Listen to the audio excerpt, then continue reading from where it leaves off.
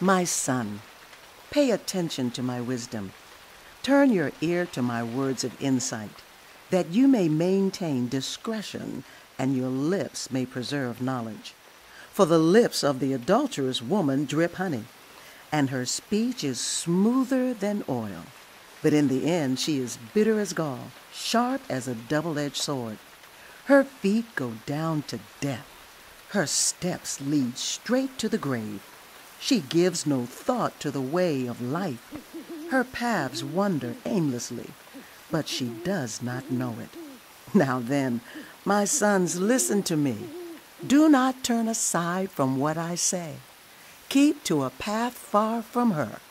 Do not go near the door of her house, lest you lose your honor to others and your dignity to one who is cruel. Lest strangers feast on your wealth and your toil enrich the house of another. At the end of your life you will groan. When your flesh and body are spent, you will say, "How I hated discipline. How my heart spurned correction. I would not obey my teachers or turn my ear to my instructors. And I was soon in serious trouble in the assembly of God's people." Drink water from your own cistern, running water from your own well. Should your springs overflow in the streets, your streams of water in the public squares? Let them be yours alone, never to be shared with strangers. May your fountain be blessed, and may you rejoice in the wife of your youth, a loving doe, a graceful deer. May her breast satisfy you always. May you ever be intoxicated with her love. Why, my son, be intoxicated with another man's wife? Why embrace the bosom of a wayward woman? For your ways are in full view of the Lord, and he examines all your paths. The evil deeds of the wicked ensnare them. The cords of their sins hold them fast. For lack of discipline, they will die, led astray by their own great folly. My son, if you have put up security for your neighbor, if you have shaken hands and pledged for a stranger, you have been trapped by what you said, ensnared by the words of your mouth. So do this, my son, to free yourself, since you have fallen into your neighbor's hands. Go to the point of exhaustion and give your neighbor no rest. Allow no sleep to your eyes, no slumber to your eyelids. Free yourself like a gazelle from the hand of the hunter, like a bird from the snare of the fowler.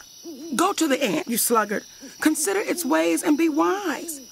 It has no commander, no overseer or ruler, yet it stores its provisions in summer and gathers its food at harvest. How long will you lie there, you sluggard? When will you get up from your sleep? A little sleep, a little slumber, a little folding of the hands to rest, and poverty will come on you like a thief and scarcely like an armed man.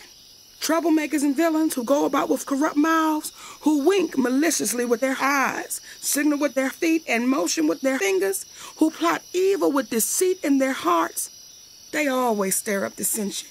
Therefore, disaster will overtake them in an instant. They will suddenly be destroyed without remedy.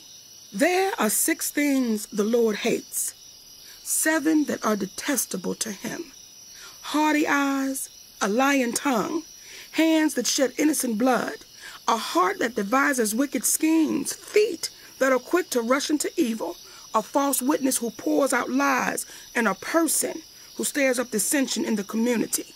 My son, keep your father's command and do not forsake your mother's teaching. Bind them always on your heart. Fasten them around your neck. When you walk, they will guide you. When you sleep, they will watch over you. When you awake, they will speak to you. For this command is a lamp. This teaching is a light, and correction and instruction are the way to life, keeping you from your neighbor's wife, from the smooth talk of a wayward woman. Do not lust in your heart after her beauty, or let her captivate you with her eyes. For a prostitute can be had for a loaf of bread, but another man's wife preys on your very life. Can a man scoop fire into his lap without his clothes being burned? Can a man walk on hot coals without his feet being scorched? So is he who sleeps with another man's wife. No one who touches her will go unpunished. People do not despise a thief if he steals to satisfy his hunger when he is starving. Yet, if he is caught, he must pay sevenfold, though it cost him all the wealth of his house. But a man who commits adultery has no sense. Whoever does so destroys himself. Blows and disgrace are his lot, and his shame will never be wiped away. For jealousy arouses a husband's fury, and he will show no mercy when he takes revenge. He will not accept any compensation. He will refuse a bribe, however great it is.